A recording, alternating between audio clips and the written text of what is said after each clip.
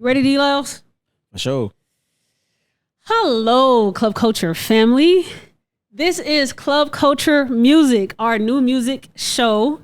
We have our very first guest here with me. The guy that I have to start off Club Culture Music, he is a Grammy-nominated singer. He was on The Voice of season 18. I got D Lylez with me today. What's up, D Lylez? Hey, what's going on? How you doing? I am great. How are you?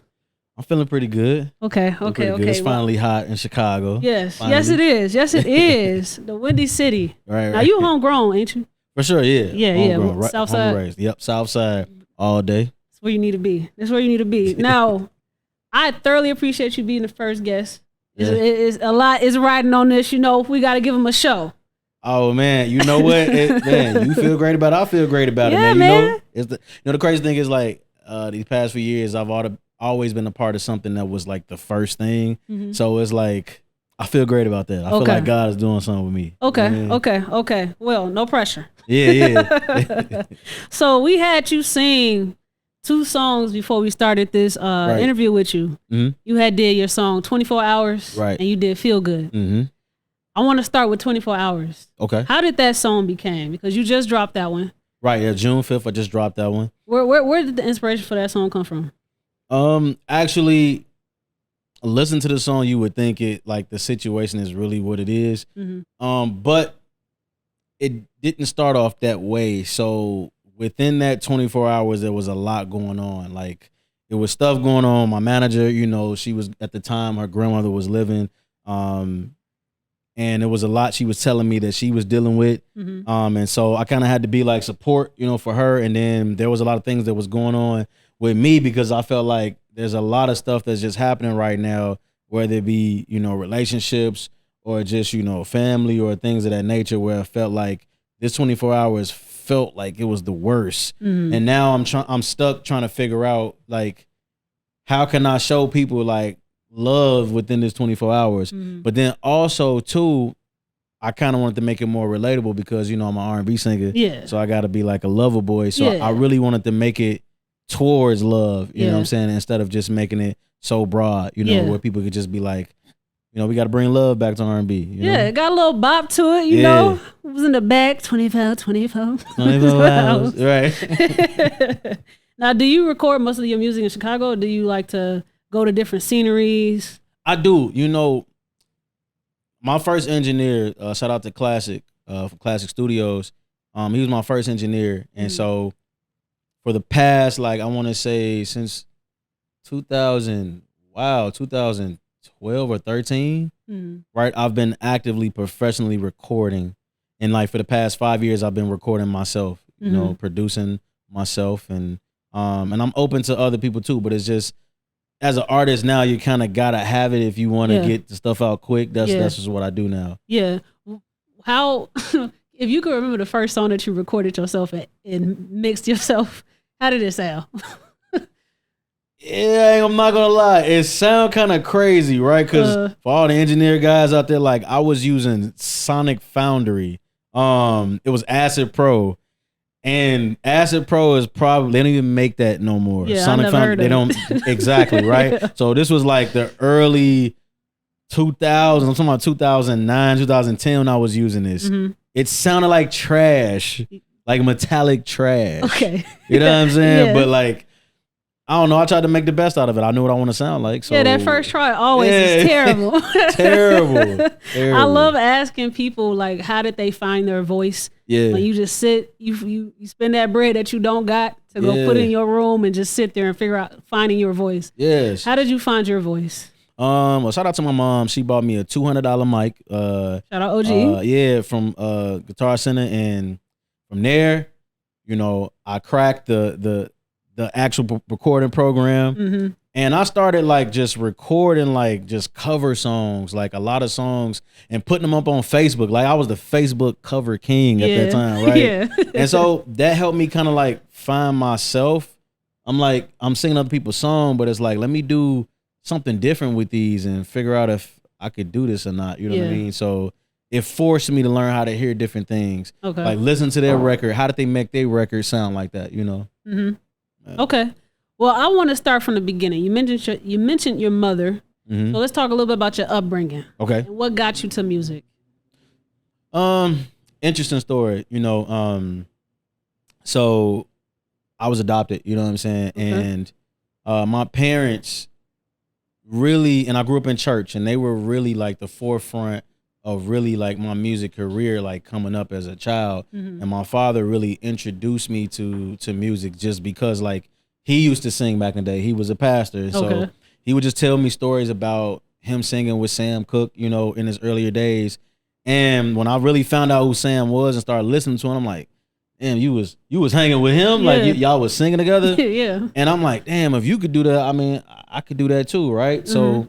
So from there, just, church folks, they like to push you out in front of everything. Like, Mm-hmm. just go out there and do it with no training.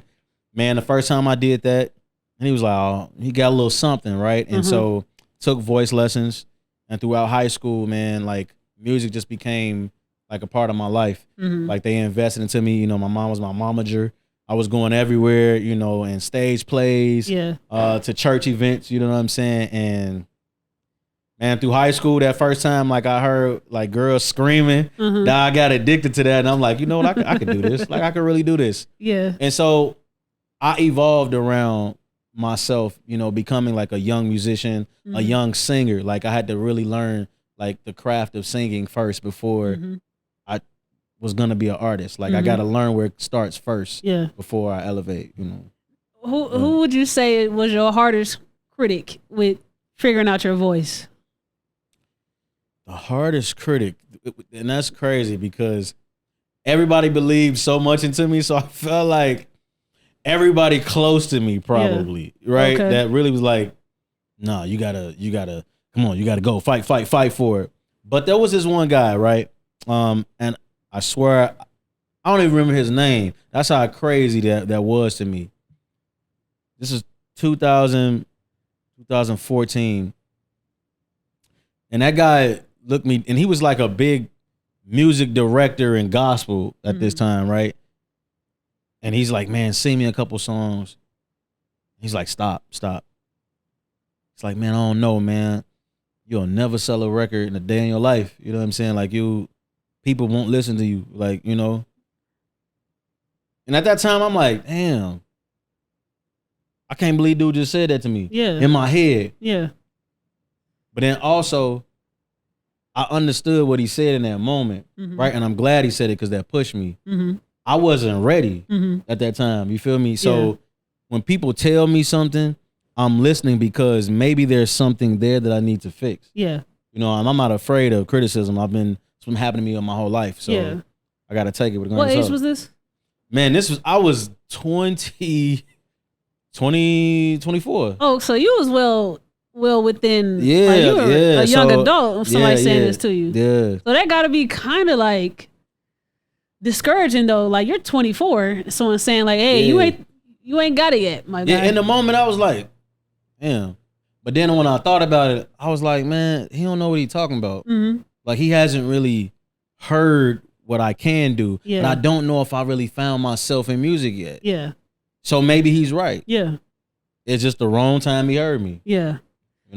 Now, some people, they don't like to call themselves too much of a singer. Yeah. They like to say, I'm a songwriter.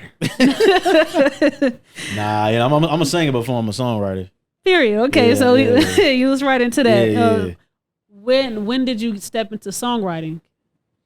I want to say high school. Okay. So I was in a boy band in high school. Shout out to my brothers, Kenneth, Dontrell, Wink. What up, what? My two brothers, they were always like the writers. Like I was weird. Like I was weird growing up because the music I listened to was just, it was out there. Nobody was listening to music like that at my age. Yeah. And so I had a different way of writing, and I always felt like, damn, y'all really got that urban thing going crazy right now, so I'm gonna listen to y'all. But the first time that I really found out that I had something, I wrote some lyrics to Usher's "You Don't Have to Call, It's Okay, Girl." Right? Yeah. I remixed it. Yeah. And I sent it to like this producer at the time. I forgot his name.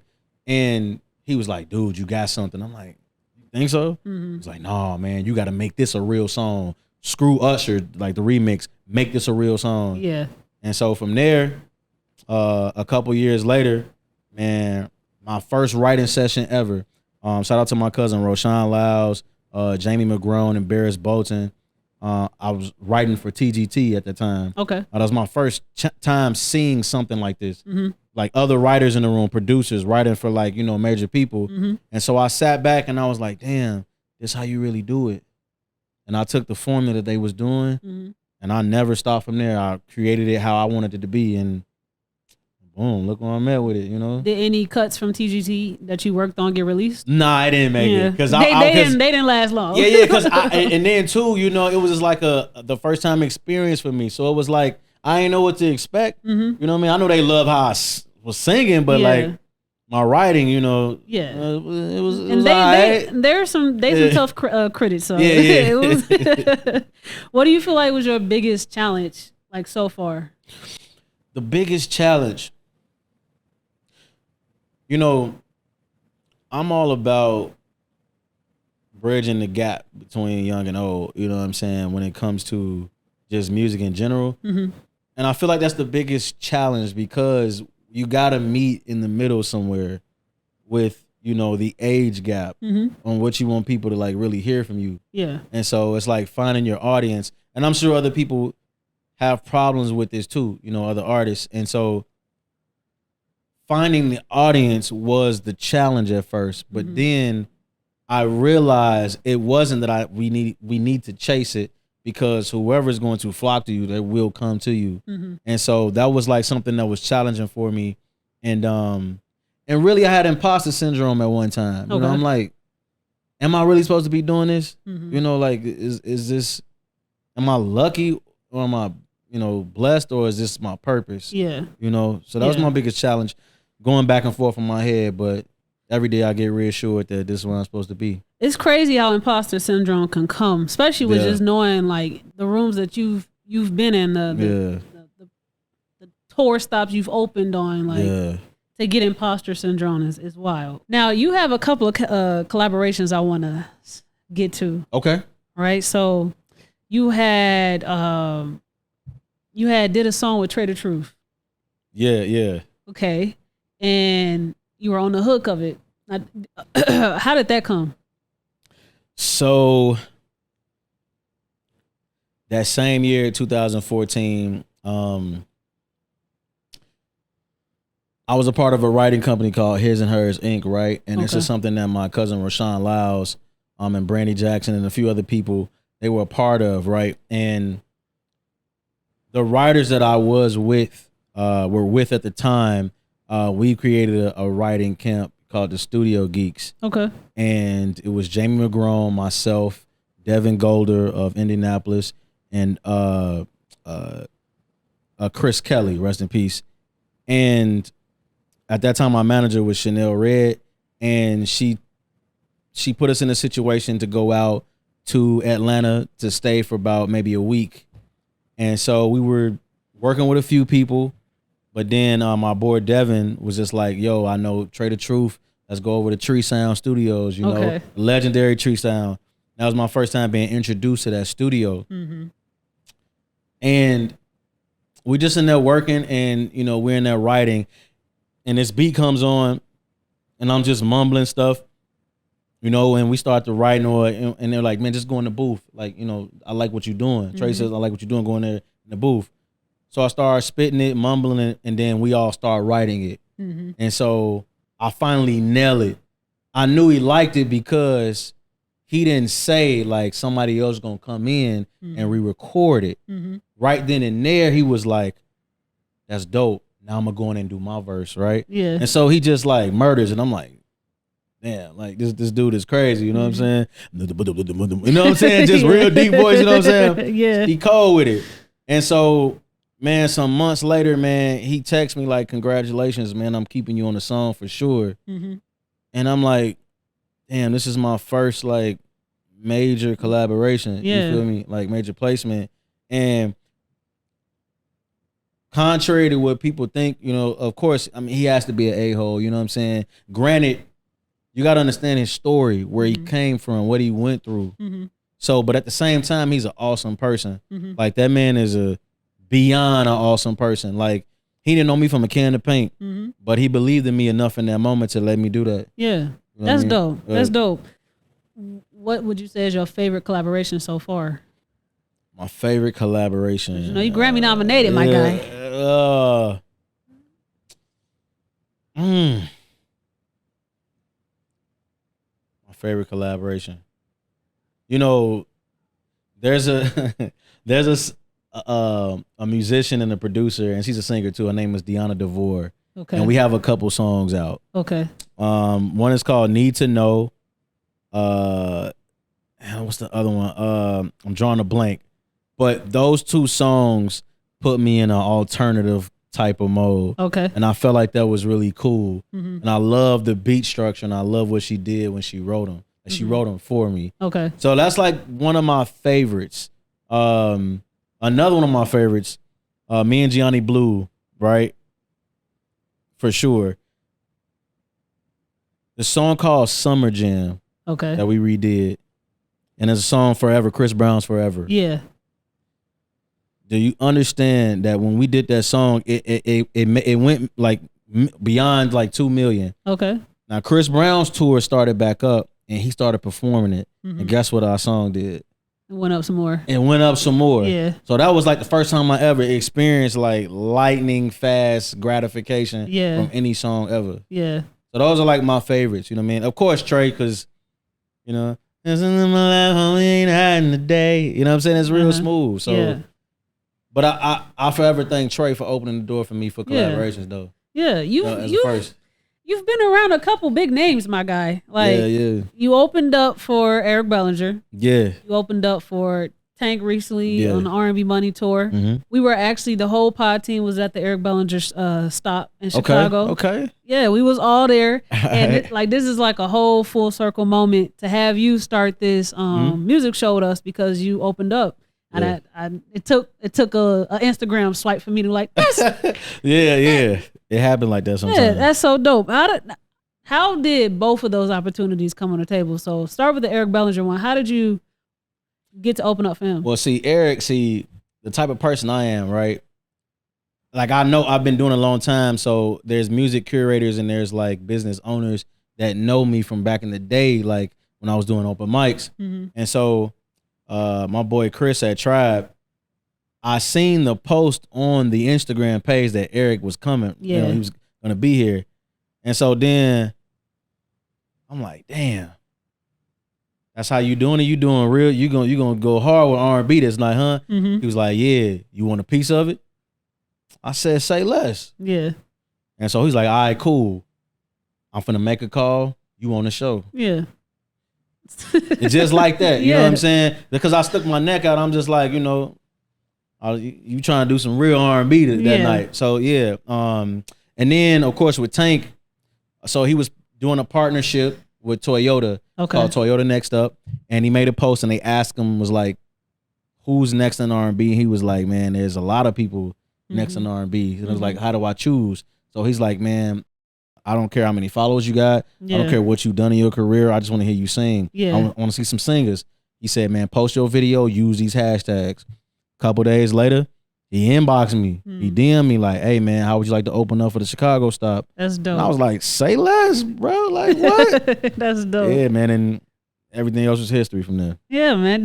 Were you able to chit chat, or it was just like a quick open up and then you left? Oh, no. That night was a movie. That night was a movie. And people asked me, were I nervous? And I wasn't, because I've trained like all my life for moments like this. I was super ready. Like, there was nothing that could have stopped me to get to that stage. You know what I'm saying? Like, they lucky I didn't have a band with me. You know what I'm saying? Like, they lucky. Now, they really lucky. You know what I'm saying? Like, yeah, they wanted me to do my thing. Yeah. But you really just almost just, you know, shot yourself in the foot. Yeah. You know, when you tell me something like that, when something like R&B at a scale like this for something he's doing, I took that super serious. And so that whole time I didn't know that he was still there. And and he was listening to me, Jay Valentine on the side, recording. Yeah. And I had no idea, but that's why you got to be ready because you never know who's listening. Yeah. And so, man, it was like when I got on that stage, it was the quickest I got off. It was like I only had 10 minutes. Yeah. So I did 5 songs in 10 minutes, and man, I get off. The first person I'm looking at is Carl Thomas. He like, man, you know, shaking my hand real hard as hell. You know what I'm saying? Yeah. Like, man, you got something, man. You got something, man. Let's take a picture. Come on. I'm like, damn, it's pretty cool. You know what I'm saying? When you got R&B legends that actually say like, you nice. You know what I mean? But it was a nice moment. I'll never forget that moment ever. Okay. That's so dope. Yeah. Now you have 2 songs that sparked my interest. It was Luther and it was Rosa. Right? So from my interpretation, those are songs honoring Martin Luther King and Rosa Parks. Yes. Why those 2? Why make an entire song honoring those 2? Well, with Rosa, I felt like Rosa's story was told. It was told in one perspective every single time, right? And the more, it's like the more I listen to my own song, I started learning more about really who she was, right? To be honest with y'all, Rosa really didn't have to take the bus. Yeah, because her husband had a car. Right? Yeah. And so what other perspective could I have taken? It had to be purpose. There was purpose in that. And so just like how we think today, like when we want to stand on business, like we'll do the most. And so I felt like she did the most just to make a statement. And whether she knew it or not, whether that was going to happen that day, it still was a statement. And so I really wanted to shine light more on her just as a natural woman that had purpose for the kingdom. You feel what I'm saying? Like it was more than what we saw. It was more than her just staying in her seat. Yeah. You know what I'm saying? It was for black girls that was gonna really see this one day and be like, damn, like I don't have to take nonsense from people. You feel me? And Luther, I named it Luther because I wanted it to be more personal between like me and Martin Luther King. Like everybody know him as Martin Luther King Jr. But if you call somebody by their middle name, you know, it's like personal. It's like, yo, what up, Luther? It's like I'm having a conversation with him. And so I made that song off the premise, if I was sitting in front of Luther, this is what I would be saying to him. This is what I'd be asking him. Yeah. You know? Yeah, you had a lyric where you said, basically, I hope am I making you proud? Like, is your dream, am I embodying that? And it's because it's like, as a black man right now, I'm sure if I would have said a lot of those things to him, he probably would have cried. You know, because the things that were happening then is still happening. And so, but there was a difference. Like, so I think it's a duality. Maybe he will be happy, but then also it's like, there's another fight and he couldn't finish it. So for me to have to tell him this, that would make him even more like ambitious if he was. Yeah. So I just wanted to make it personal, and I chose them specifically because those are who we all knew when we grew up. That's all they ever said. That's all they ever, Rosa, Martin, Malcolm, all these people. Yeah. But we never dove deep into really who they really were. You know? Yeah. Yeah. I always talk about finding your purpose. Yeah.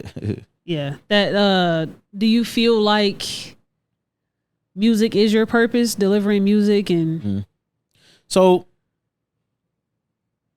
there's a line that Kendrick says, man. He's like, I'm not in the music business, I'm in the human business. You feel me? And that line is so powerful because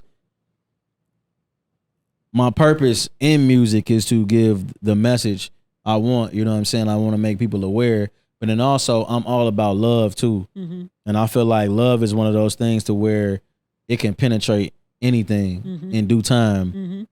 And so I feel like my purpose is to be a vessel in music. And maybe music wasn't my purpose, but I just so happen to know how to sing. I just so happen to know how to write. Yeah. And so there's a bigger purpose beyond music.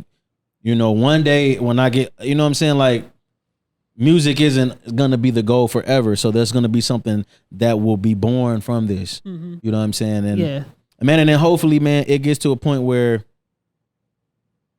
because music is revolutionary, and so I consider artists as open activists. You know. Yeah. Now, when we talk about like the streaming era, right? Does it ever, I guess, I don't know, like bring you down when you feel like you're not matching the pace of how fast people are putting out music today? It used to get to me a lot, but I felt like I really didn't understand the game of streaming, right? Mm-hmm. And so more than we know now, I mean, it's open information, you know, how streaming is really screwing us as artists. You know, it's open now, like it's people know the numbers. But then you know what? I thought about it, like, you know, like people got engines behind them, and sometimes it's fabricated. Mm-hmm. And there's a lot of stuff that's paid for and it's not real. Mm-hmm. So if it's not real, more or less, I got to be grateful for what I do have now, because one day organically this could be bigger than what it is. Mm-hmm. And so that's how I think about it now. You know what I'm saying? Like, there are some people that are authentic, and you can tell when a lot of people love someone versus someone that's fabricating it, or it's just a facade. But at one time, it got to me. I'm like, damn, like everybody's microwaving it. You know what I'm saying? Nobody's really letting it simmer. You know what I mean?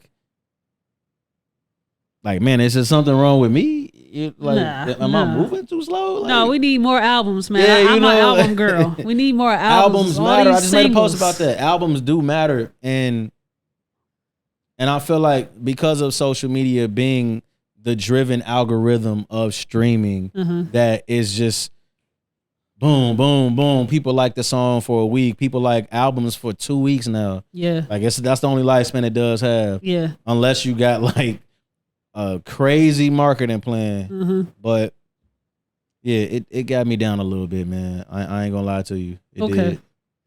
I want to talk about you being on The Voice. Okay. Because a lot of people strategically choose to go on there sometimes. Was this something that you strategically chose to do, or you just wanted to just go on The Voice, spread some love? I had no intentions on being on that show. Okay. Not an intention. Now, did I try out for it before? Yeah. Yes, I did back in 2014. Okay. 14 was a big year, the first things of stuff. And so they basically was like, nope. Got me out of there. And so I'm gonna tell you exactly really what happened. Okay. So one of my boys is a singer from him. His name is Den Arnell. He was on the season prior. And man, he randomly hit me up and was like, yo, just fully getting back from the show. You know, the show, they want me to send references. And I'm like, oh yeah, send my name in, right? But I'm like, okay, whatever. So 2 months go past and I get like an email.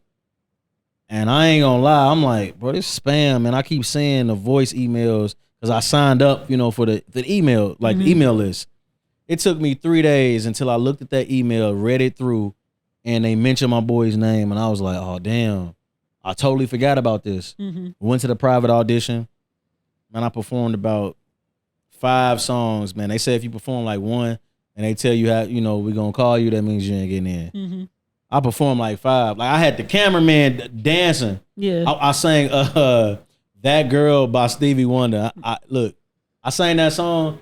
Right, you can see the cameraman like, you know, they just like, yeah, you know what I mean? I'm just like, all right, y'all too live in here for me, right? Yeah. So the guy was like, he was like, man, do one more song for me. And I had my boy with me. He plays guitar, my brother, Richard Patterson. And I was singing River by Leon Bridges. Okay. And he was like, he said, man, I helped Leon get his deal at Atlantic. He said, this is the song that might get you through. So I was like, damn. The other folk didn't, all right. So I sang like a little bit, like maybe the first line of it. He's like, stop. He's like, man, stop playing. He looked at me and I'm like, oh my God, this dude finna say go home. Yeah. He's like, man, congratulations, man. You got an interview in LA. Yeah. And then I went to LA. The rest was history. Yeah. But I'll tell you this, I started to take it serious once I got to my rehearsal and I actually saw the chairs in front of me. That's when I felt like maybe I should start taking it serious because this could probably change something business-wise for me. Yeah. I don't know about everybody else, but for me, I can't leave. I'm leaving here with something. Yeah. I'm from around the way. Yeah. You know what I'm saying? I got to leave with something, you know? So I took it serious. The rest was history. So your audition song, I think it was Sam Smith? Yeah, How Do You Sleep? Yep. Yeah. And talk about that feeling that you felt when you saw those chairs immediately turn around when you started singing. So you had John Legend turn around. You had Kelly Clarkson. Yeah. I ain't even gonna lie to you. I blacked out. Like I didn't even see him turn. I just know when I finished the song, that's when I came to. And I'm like, wow. Because I'm focused on the crowd. I'm like, man, at least if they don't turn, I just want the crowd to love me. You know what I'm saying? Man, I come to, I look at them, they looking at me. And I'm like, oh my God. And I can see my family like a little bit right there. And I'm like, they going crazy. I'm like, damn, nigga, I made it. You know what I'm saying? Like I did it. Yeah. You know? And the one thing I could credit that for, man, you know, God has a way of like bringing things together. And that was a special moment for me and my family in several ways. But one of the vocal coaches of that show, her name is Bird, and she passed away recently. And she told me everything that I needed to do when I go out there in the audition. She was like, remember who you are. Because she's one of John's vocalists. She was his vocal coach. Okay. And she knows him very well. And she says, if you do exactly what I tell you to, you will make it. And I trusted this lady. Like, I put all my trust in her. Yeah. And I went out there. And something told me to do something just a little different. It was the run I did going up that act. When I look back at it, that's what got him. Yeah. So I did. I'm like, in that moment, she said, remember who I was. And I thought about it and I snapped right, got right into it. And man, I got off stage and I went back there and I hugged the hell out that lady. Yeah. I said, you were right. Yeah. And man, we cried. I cried all night. I just cried, man. Because I was just so happy. I feel like that was a turning point in my life that I really needed. Yeah. You know? That falsetto is what as soon as they heard that, let me press this button. Nice. How do you choose the perfect song to sing per round? Like, how do you know this is the one? Well, we kind of got to say so in our song choices, but you know, they kind of have the last say so. Okay. You could say like, what about this song? And they'll say, all right, cool, let's try it out. But also what they're thinking about, it's a reality TV show. So you got to think about the action of it. You got to think about the timeline. Does it make sense to your story? For the most part, I was very happy. My first song, I was iffy because I'm like, why this damn song? Why this song? That song had just came out. Literally, that song just came out. But for the most part, I was very like satisfied with my songs, especially my battle round. Come Together with my boy Nelson K. That song, that was my best performance. Now it was. Period. It said that was a controversial decision. My knockout. That was the controversial one. Yeah. Okay. Yeah, Twitter went crazy. But that was crazy. That was crazy. How did you feel with your departure? Like, what was that feeling when you weren't chosen? You know what? He was my roommate, Mike Jarrell. He was my roommate. Okay. And I told him, I said, man, bro, there's nobody on this team that can go against us because we're so powerful. It doesn't make sense. They're going to team us together. I bet you. And the next day it happened. Yeah. So I told him, I said, you know what? It doesn't matter. At this point, we both made it. Let's just go out there and give them a good show. Yeah. Like, I don't care what happens. I felt as though I pulled it together, like on that stage, and I'm like, man, I know I got it right, but he said Mike's name, and then I ain't gonna lie, I felt like, oh damn, this is happening, but maybe I can get saved. But I know prior to coming on that stage, there were no saves or nothing left, so one of us had to go home. And I walked backstage, and everybody was just like super still happy for me. And I'm like, damn, you know what? I made it this far. People don't make it this far like that, you know? So what I got to be sad for? Like realistically. Yeah. You know? Yeah. I'm finna go back home. I'm finna get ready for the next things that's finna happen, because when this drops, I'm finna get the ball rolling. Yeah. You know what I'm saying? Yeah, that was my next question is what were ways that you leveraged your time being on the Voice? Well, I had to keep it hush, you know what I'm saying, until it actually aired. And by that time, you know, that's when COVID hit. So we were like the COVID season, and that kind of killed like my live appearances. So couldn't really make a lot of money. You know what I mean?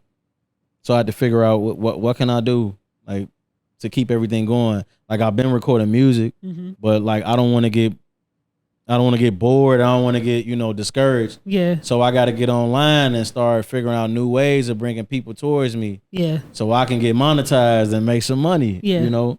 But that was a real interesting time, because I kind of felt like people knew that was going to happen, or they was hinting to us that something like this was going to happen. And it's weird that happened globally. That was weird to me. But yeah. Okay. Now, do you have a dream collaboration? I do. I really do. I love Alex Isley. Okay. I love Alex Isley. Okay. And I feel like our voices will be great on the track. Yeah. I love Sade. Okay. I've already written songs that for her, that one day if I ever got in contact with her, that I could just pitch it right and we could do something. I rock with Lucky Day, you know, I rock with Masego. I rock with a lot of the music scene that's really not mainstream. I really do rock with that, because I feel like we're actually doing the actual footwork. You know what I'm saying? As far as pushing the culture forward, especially R&B. Yeah. You know, so I rock with a lot of people. Now, mainstream, man, one day I gotta go. I gotta get some with Usher, man. We gotta do something. Would you say Usher has influenced your sound in any way? Oh, definitely he has. Like Usher, Marvin Gaye, like those two in itself. Those two are D Lylez. Okay. I'll say that. Okay. If they had a nephew, then I'd be it. Okay. Yeah. So I hope you came prepared today. That's good. I hope you got your chops going. You were singing a little bit. I got a little singing game for us to play. Oh, sweet. Right. So I'm sure you heard of This or That, but we're gonna do This or That, but singing edition. So I'm gonna give you two selections, and you choose your selection by singing a song from those artists. Okay. So if I asked you Tink or SZA, who would you choose? All right, so look, disclaimer, right? So I ain't gonna lie, I don't listen to Tink. I don't listen to a little SZA. You are from the South Side of Chicago. But look, I ain't gonna lie to you. I'm gonna just keep it real. Now, I like SZA. Yeah. I like SZA. Yeah. Right? But I think there was just only certain songs that kind of got me. You know what I'm saying? Like, I wasn't like a hardcore fan. You know what I'm saying? Okay. Like that. And then you got a little bit of Snoop. It's like I only know a little bit of stuff. Like, I don't know those whole songs like that. Okay. Is that bad? So are you choosing SZA? Yeah, I'll choose SZA. Yeah, all the package is it's a total package. Okay. Yeah. Now this will be an easier one, hopefully. Drew Hill. Oh, you or 112. Sorry, didn't notice you there. Then again, you didn't notice me. Yeah. Who remain passes by until the next time we speak. Good choice. Good choice. Yeah. Good choice. Okay. They really started me singing. If we're being honest, I thought I was gonna be in Drew Hill one day. I ain't gonna lie. So I didn't grow up on Drew Hill. I learned about Drew Hill in like high school for myself. That was a time. It was a time. Hooked. They're my number one favorite boy band of all time. I've been trying to tell people, like, they sleep. They sleep on Drew Hill, man. The first two albums. Yes. The first two. Yes. Usher or Chris Brown. You made me wanna be the one on which Good choice. Starting new relationships with you. This is what you do. Hey. Think about her and all the things to come along with you. You make me. Okay. Yeah. Okay. Choose wisely. That was a correct. Look, Chris has a crazy song too, but when it comes to like, cause I'm a singer, so when it comes to vocals, I'm gonna go with Usher. Mm-hmm. You know, Tank or Joe? why would you? Look. Okay, so I'm gonna, baby, wanna do all of the things your man won't do. I'll do them for you. Yes.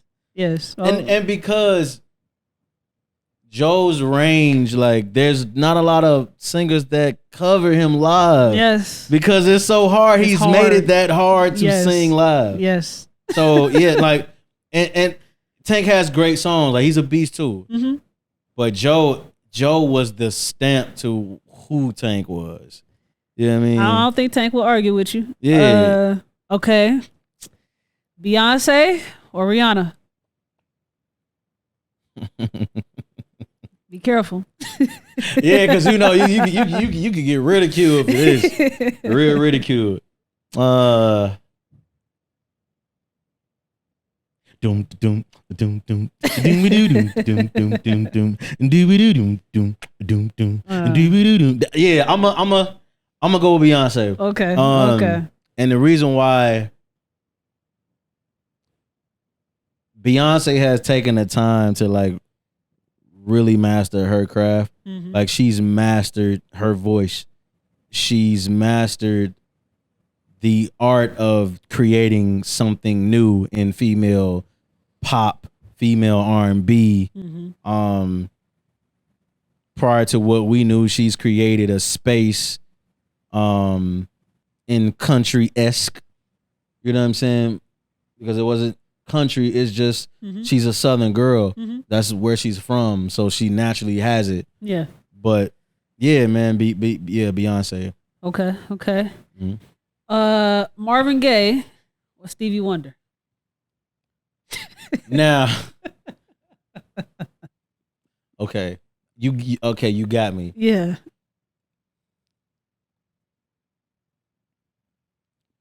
Oh, mercy, mercy me. All things ain't what they used to be. Oh no. I'm gonna go with Marvin, man. And the reason I go with Marvin is because Steven looked up to Marvin. Okay. And that was a trick question because I had to really think. Marvin was a part of Motown, and so Motown started an era of music. Yeah. You know what I'm saying? R&B, like, they started that. And so anybody that would know, it would be Marvin. Okay. Yeah. Okay. Now, does it make it harder if I do Marvin and Luther? Nah. Okay, Marvin. It's going to be Marvin for me. Okay. And I love Luther, but it's going to be Marvin. Yeah, Luther the cover king, man. Yeah. He the cover king. Yeah, nah, he is though. But man, it's gotta be Marvin, man. It's Okay. gotta be. Okay. Well, thank you for playing. This and that. Oh. My bad, y'all, about that SZA and Tank thing, man. Y'all gotta forgive me for that. Nah. Yeah. The city got to eat your ass up about that, man. Not only did you choose SZA, but you don't even listen to Tink. Oh my god! I'm gonna give you a story though. What's up? So SZA ain't too far from Chicago because the first album was made here. Literally. I think she's from St. Louis. Yeah, but you know what I'm saying? Which is why she had Shmino on that tour. Yeah. So look, my boy's classic, he brought her here, built out a studio. You know what I'm saying? Made her sit there for months to create that album. So look, in a sense, that's your way of trying to. Yeah, so that's my way of saying, like, hey, she was in Chicago when she was writing and recording. Okay. So y'all gotta cut me some slack. You know what I'm saying? All right. I'll let you slide on that. Now, when you were on The Voice, you had a testimony about just being adopted, losing your adopted parents. What age were you when you lost your parents? So 2014, I was 24. Okay. And then 2017, like 26, 27, yeah. Now, did you always know, like, since a child that you were adopted, or did they? No, I didn't find out until I was like, it was my 18th birthday. And I remember it, and my biological mom called me, and I've seen her throughout my whole life. I just didn't really know who she was. I remember the day, like playing this day, I had a big audition with Joe Jackson that day. He was looking for like a boy band. Yeah. And so I was excited about it. And the crazy thing, I was actually going to call and tell her. For some reason, I was going to call and tell her. But she called me and she's just like, hey, happy birthday. And just talk to your parents. But, I'm your real mom. And they'll be able to discuss more about the situation. And then she hung up. And I'm just like, huh? You know what I'm saying? So that whole day since then was kind of emotional. I went through an identity crisis, trying to really figure out really who I was. Yeah. But, I'm thankful that that's how everything went because of who I am today, and being raised by such, incredible parents. And there's just, I owe them everything, There's no better parents I could have ever had in my life. Yeah. And because of them, I have a full community of people that actually raised me too. So I never went without, I would show love constantly. Now, do you have a relationship with your birth mom? I actually do, yeah. I actually do. And then being on that show, because she used to sing back in the day, Okay. People they would tell me like, yeah, she could do it back in the day, but I'm like, and she can't do it now, but she's living her dreams through me. Okay. And so being on that show, it kind of brought closure to a lot of things, with her and just the situation. And I brought it to light, and not a lot of people that knew me personally knew that story. And so when I told that story, man, it was like half of the Chicago that knew me was like, yo, you actually sparked like other situations in our personal lives that we kind of need to look at it differently. And so, man, that was just a big moment for me, personally. So that's on The Voice. That was your birth mom. That was a part of the trio. Okay. I had my birth mom, my sister, and I had my auntie and my cousin. No, that's beautiful. Now, to tie in this first official episode of Club Culture Music Show, we like to talk about our top 5 vibes. And like, a lot of people, they do top 5s of all times and whatnot. I like to bring in what you currently are vibing with. So it could be past, current, or upcoming, something that you got, a demo that you still stuck on, whatever it is. What is your top 5 vibes right now? And just we're not naming songs, right? Yeah, songs. So for this first, I'm gonna name like the artist. His name is Chromanichi. Okay. And I think it's Live For You or Love For You, and then there's one called Era 3 or Era 2, something like that. Okay. And man, I like my boy Shmino, you know what I'm saying? Like I'm still tripping off that Love For Rent album. You know what I'm saying? Yeah. 3, I love the Isley Brothers. Okay. Hence that's where Feel Good kind of came from. And then 4, man, my guy Devin Morrison. Please look him up. Devin Morrison. He's on the song with Yams with Masego. Oh, okay. His catalog when we talking about the sound, the R&B sound of the 80s and the 90s, that's him. Okay. He's mastered it. It's the genre is called Dream Soul. Okay. And then 5, I stay listening to my boy Marvin Gaye, right? I could go on, you know what I'm saying? Who else? I'm gonna just give y'all one more for the hell of it. Nah, I ain't gonna give y'all too much. Okay. I gotta pay for these vibes. Pay for this playlist. You did say you working on new music. Yeah. You feel me? Is it a new project, singles? What can we expect? So definitely, I made a post the other day. Just I wanted to include my fans on my next single, and so that's what's gonna come next, and then the album we're looking forward to in the fall. Okay. And so there's plenty. There's like within these next 2 years, I plan on releasing at least 3 projects. Okay. Honestly, if I can, you know what I mean. But I made a lot of music. I've been writing a lot of music, for major artists as well. So, man, we don't know, man. Something cool could happen. Yeah. Man, y'all stay tuned, man. Something's gonna happen, man. I can't really say now. I gotta.